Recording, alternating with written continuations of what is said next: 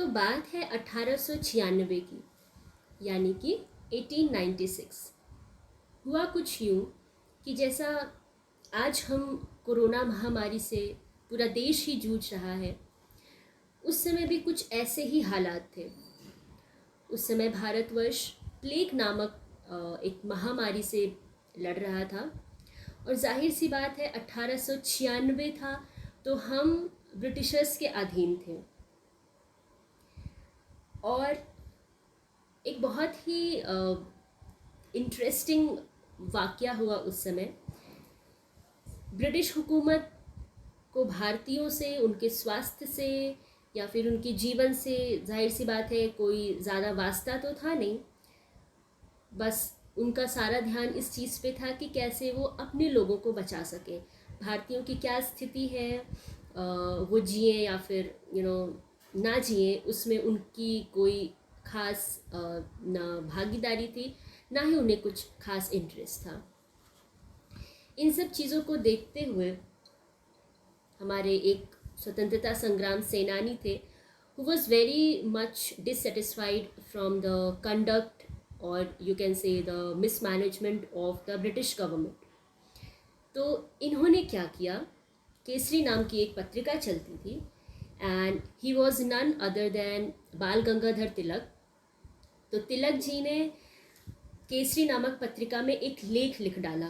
उस लेख में इन्होंने ब्रिटिश हुकूमत के अगेंस्ट उनकी जो भी पॉलिसीज़ थी जो गलत थी, उस समय वो नहीं होनी चाहिए थी, उन सारी चीज़ों को पॉइंट आउट किया और बहुत ही कॉन्फिडेंस के साथ ये बात सामने रखी कि ब्रिटिश हुकूमत इस चीज़ में फेल कर गई है to curb the menace of plague. अब ब्रिटिश गवर्नमेंट को ये चीज़ नागवार गुजरी कि एक भारतीय के अंदर इतना साहस कि हमारे खिलाफ उसने एक आर्टिकल लिखा है और स्पेशली उस आर्टिकल में हमें क्रिटिसाइज़ किया है। एक स्टोरी लाइन टाइप बाल गंगाधर तिलक ने उसमें साइट की थी। उन्होंने एक इमेजिनेशन किया था और ये कहा था कि अगर आज शिवाजी ऊपर से अपने देश को देख रहे होंगे तो उन्हें बेहद दुख हो रहा होगा और वह ये देख रहे होंगे कि किस तरह से भारत की लक्ष्मी को गोरे खींचते हुए देश से बाहर लेके जा रहे हैं। So in this way directly और indirectly Bal Gangadhar Tilak pointed out the failures of British government. तो अब ब्रिटिश हुकूमत क्या करती, तिलक जी को रोकना तो था ही।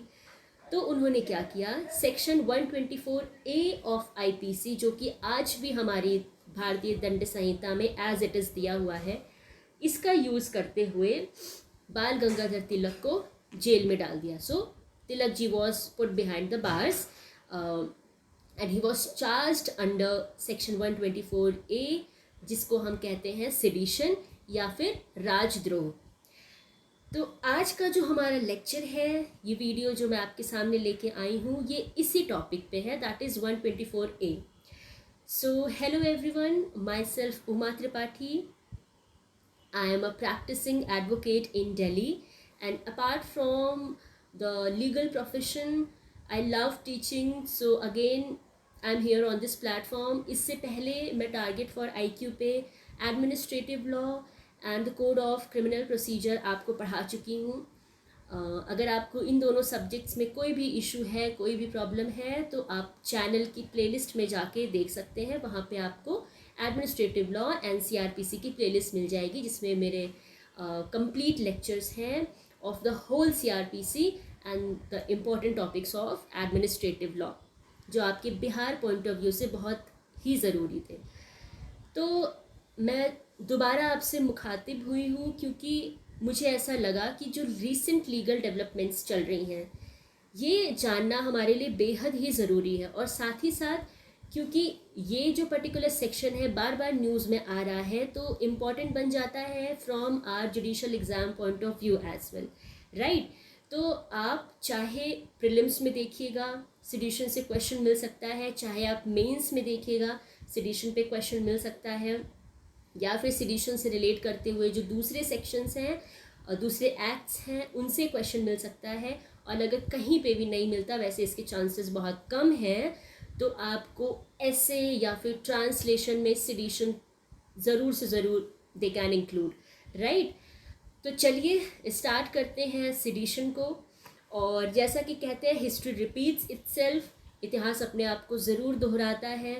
तो इसी चीज़ को ध्यान में रखते हुए मैंने 1896 की स्टोरी आपके सामने रखी कि रिसेंटली आपने देखा होगा कि कई सारे पत्रकार और स्टूडेंट एक्टिविस्ट उनको अरेस्ट किया गया on the behalf of sedition law, right. तो देखो, अगर क्या है कि सरकार की कोई पॉलिसी है या उनका कोई भी स्टेप है जो हमें पसंद नहीं है, ठीक है, we are dissenting from the step और opinion, we have a dissenting opinion against the government. So सिर्फ इस रीज़न से कोई हमें एक नॉर्मल पर्सन को अरेस्ट कर सकता है, और वो भी सेडिशन का चार्ज लगाते हुए कि आप राजद्रोह कर रहे हैं। देखिए, दो शब्द हैं, एक है राजद्रोह, ठीक है, and the other term is देशद्रोह। I am really sorry for the poor handwriting, या सो वन इज राजद्रोह और दूसरा है देशद्रोह, ठीक है। अब क्योंकि आप लॉ के स्टूडेंट हो तो ये एक बहुत ही इंटरेस्टिंग डिस्कशन हमारे लिए होने वाला है। मैं आपको from the wordings of section 124A मैं आपको ये बताऊंगी कि क्या 124A राजद्रोह की बात करता है या सेक्शन 124A देशद्रोह की बात करता है। और अगर आपने किसी को अंडर सेक्शन 124A चार्ज किया है तो फ्रीक्वेंटली क्या आप उसको देशद्रोही बोल सकते हो कि आप देशद्रोही हो, या आप ये बोलोगे कि आप राजद्रोही हो, ठीक है। तो since we are law students, so it is very important कि हमें सही शब्दावली, अप्रोप्रिएट टर्म ज़रूर पता हो कि हमें किस व्यक्ति के अगेंस्ट कौन सा शब्द यूज़ करना है, ठीक है, क्योंकि मीनिंग बदल जाते हैं। जब आप राजद्रोह बोलते हैं तो उसका मतलब कुछ और है, जब आप देशद्रोह बोलते हैं, जिसको आजकल बहुत फ्रीक्वेंटली वी यूज टू से एंटी नेशनल, तो उसका मतलब इज़ कम्प्लीटली डिफरेंट, राइट। तो चलिए पहले तो हम देखते हैं कि what is section 124A sedition talks about. So this is the language of bare act. आप अपनी IPC के बेयर एक्ट खोल सकते हो और उसको देख सकते हो, नहीं तो आप स्क्रीन पे देखिए। I am just going to read it at verbatim, और इसी में से मैं आपको बताऊंगी कि देखो ये पर्टिकुलर एक पैराग्राफ, ये एक पर्टिकुलर सेट ऑफ वर्ड्स है जो हमें ये बताता है कि सेडिशन का एक्चुअल मतलब राजद्रोह है या देशद्रोह है। तो अगर कोई राजद्रोह शब्द यूज़ कर रहा है तब तो ठीक है, अगर इस खासकर उसने अगर सच में सेडिशन जैसा कुछ काम किया है तो। अदरवाइज जो आप देशद्रोही कह देते हो, मतलब कि सरकार की कुछ नीतियाँ थी जो हमें पसंद नहीं है। बार बार मैं सरकार शब्द क्यों यूज़ कर रही हूँ, गवर्नमेंट, ये भी अभी हम बताएंगे आपको। अब मान लीजिए गवर्नमेंट की कोई ऐसी पॉलिसी है विच वी डोंट लाइक, उनका कोई स्टेप है जो हमें लगता है कि ये गलत था, ये ऐसे नहीं होना चाहिए था, तो उसके अगेंस्ट अगर हम अपने व्यू प्रेजेंट करते हैं तो बिल्कुल भी सेडिशन लॉ के तहत हमें गिरफ्तार या हमारे अगेंस्ट FIR नहीं किया जा सकता है। अब वो कैसे हैं मैं अपने मन से तो कह नहीं रही हूँ, ये सिर्फ बेयर एक्ट में दिया हुआ है, कहाँ दिया है ये हम आपको बताते हैं। So section 124A sedition, whoever by words either spoken or written, कोई भी व्यक्ति कोई भी हो जो शब्दों के माध्यम से, चाहे वो शब्द वो खुद बोल रहा हो जैसे कि मैं भी बोल रही हूँ, या रिटन हो या लिख कर, और बाय साइंस या किसी साइन के थ्रू एक्सक्यूज मी रिप्रेजेंट करता है, बताना चाहता है, और by visible representation or otherwise brings or attempts to bring into hatred or contempt or excites or attempts to excite. देखो कुछ शब्द है, ये लैंग्वेज आप कई बार पढ़ चुके होंगे, जो इम्पॉर्टेंट टर्म्स है मैं सिर्फ उसको हाईलाइट करूँगी अब। Hatred, who attempts to bring into hatred or contempt or excites or attempts to excite disaffection towards the government establish by law. क्यों बार बार सरकार शब्द का यूज़ कर रही थी मैं, क्योंकि ये सेक्शन 124A सरकार के बारे में ही बात करता है। कौन सी सरकार? The government which is established by law in India. ये वो सरकार जो कानूनी प्रक्रिया के तहत जो बाय लॉ हमारे देश में इस्टेब्लिश की गई है, उस सरकार की ही बात हो रही है, इसलिए बार बार I was using the term government. ठीक है। तो ये जो गवर्नमेंट है, जैसे कि इस समय BJP government is the ruling party, ठीक है। I would like to take the example, yes. So अब मान लीजिए बीजेपी गवर्नमेंट की कुछ ऐसी पॉलिसीज या उनके कुछ स्टेप्स हैं जो हमें नहीं ठीक लगे, या we are completely dissatisfied from that, तो क्या उसके बारे में हम कोई आर्टिकल लिख के अपनी सोच को जाहिर नहीं कर सकते हैं, या कोई वीडियो बना के हम बोल नहीं सकते हैं कि लोग this this thing was completely not correct, you shouldn't have done in this वे, इसको ऐसे करना चाहिए था, या वट एवर, ठीक है। तो ये तो हम कर सकते हैं, लेकिन अब सेडिशन वो कब होगा? सेडिशन होने के लिए एक बहुत छोटी सी थिन लाइन है जो हमें क्रॉस नहीं करनी है। वो क्या है वो हम बताते हैं। Government establish by law in India shall be punish, ये तो पनिशमेंट है।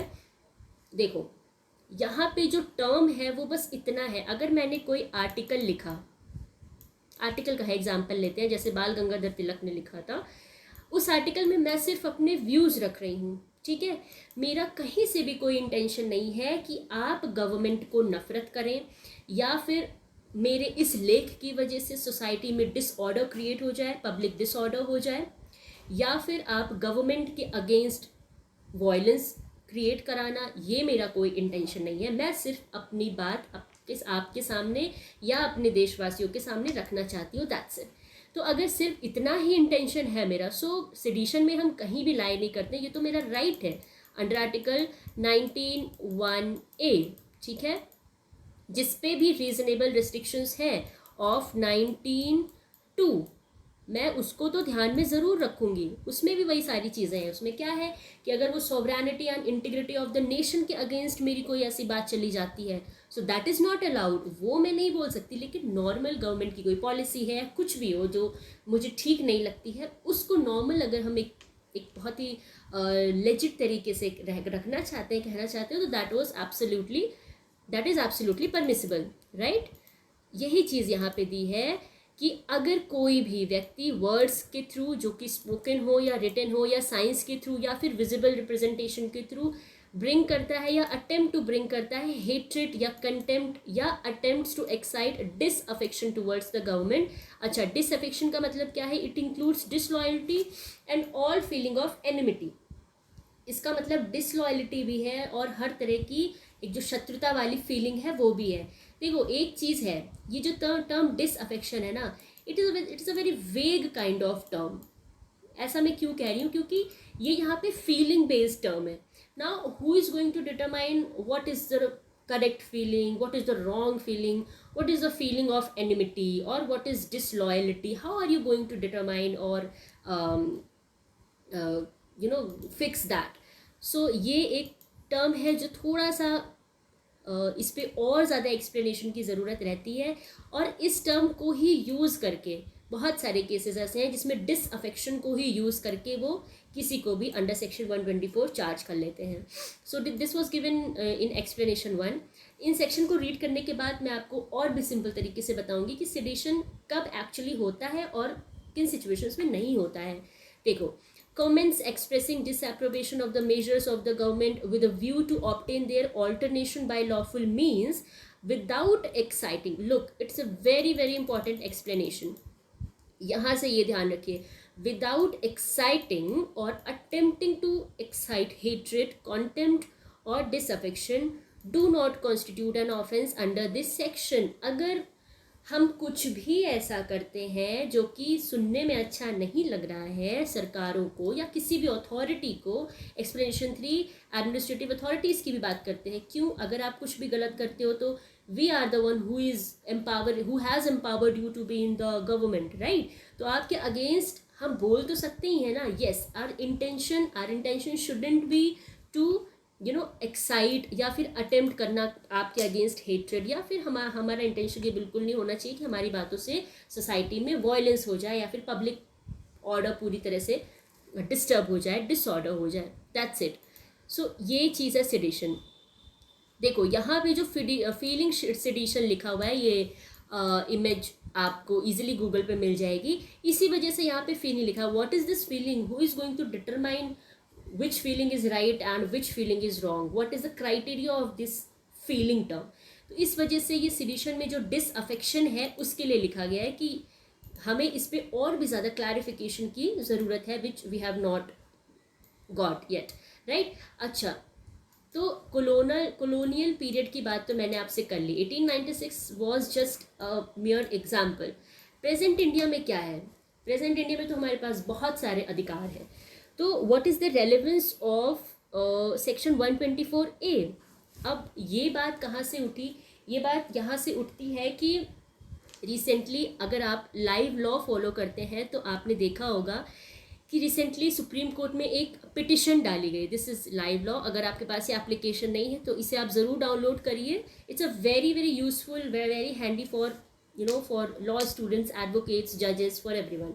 सो रिसेंटली सुप्रीम कोर्ट में एक पिटिशन गई जो एक आर्मी के जनरल थे उनके थ्रू, और उस पिटिशन के तहत CJI रमन्ना ने, जस्टिस रमन्ना ने सेंटर से ये क्वेश्चन पूछा है दैट मैं आपको यहाँ से पढ़ के सुनाती हूँ।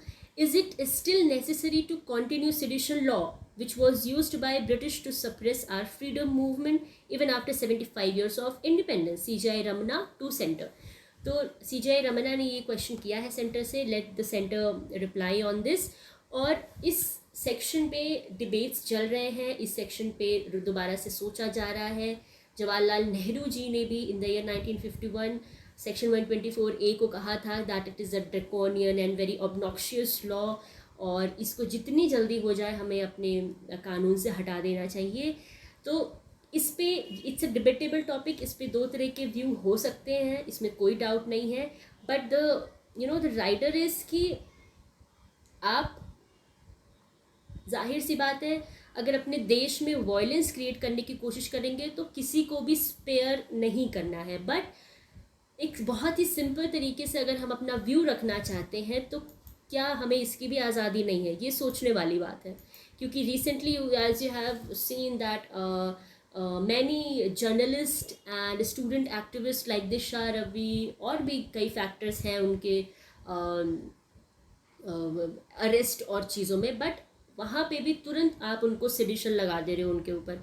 कुछ एक स्टूडेंट्स थे इन द स्टेट कर्नाटका जो एक प्ले कर रहे थे, एंड क्योंकि that was based on CAA, तो उस वजह से उनके ऊपर सेडिशन का चार्ज लगा दिया गया। उनकी mother and the principal of the school, सबके ऊपर सेडिशन का चार्ज लगा दिया। तो what is this? Are you following this british वाला सिस्टम? सो अभी ऐसा नहीं है। वी आर नॉट under the regime of any kind of colonial government. We are independent country, और इतना कुछ एक्सप्रेस करना ये तो हमारा राइट है ही।